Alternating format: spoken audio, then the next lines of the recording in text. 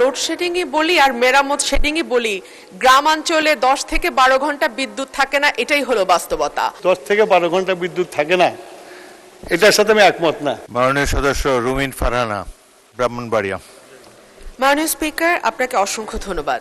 মাননীয় স্পিকার, আমরা লোডশেডিংই বলি আর মেরামত শেডিংই বলি, গ্রামাঞ্চলে 10 থেকে 12 ঘন্টা বিদ্যুৎ থাকে না, এটাই হলো বাস্তবতা। আমার মাননীয় মন্ত্রীর কাছে আমার বিনীত প্রশ্ন, মাননীয় মন্ত্রী এই মহান সংসদে দাঁড়িয়ে আমাকে কথা দিয়েছিলেন যে 1 মের মধ্যে আশুগঞ্জ ফার্টিলাইজারে গ্যাসের সংযোগ দেয়া হবে। এরপরে আরো 1 মাস 3-4 দিন পার হয়ে গেছে মাননীয় স্পিকার, এখনো আশুগঞ্জ ফার্টিলাইজারে গ্যাসের সংযোগ আমরা পাইনি। গ্যাসের সংযোগ আছে, গ্যাসের সাপ্লাই আমরা পাইনি। মাননীয় মন্ত্রী কি দয়া করে বলবেন যে আশুগঞ্জে আমরা কবে গ্যাসটি পাবো? ধন্যবাদ মাননীয় স্পিকার। মাননীয় মন্ত্রী। মাননীয় স্পিকার,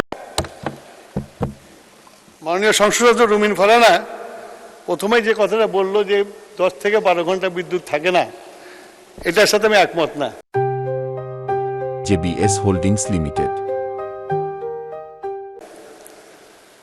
উনি বিদ্যুৎ ছাড়ছেন, আবার ওনার ফার্টিলাইজার ফ্যাক্টরি তো চালাতে বলছেন।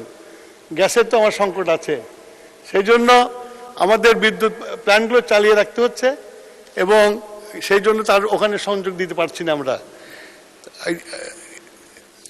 এর বেশি আমরা যখন গ্যাসের অবস্থা উন্নতি হবে তখন আমরা এটা দিতে পারবো।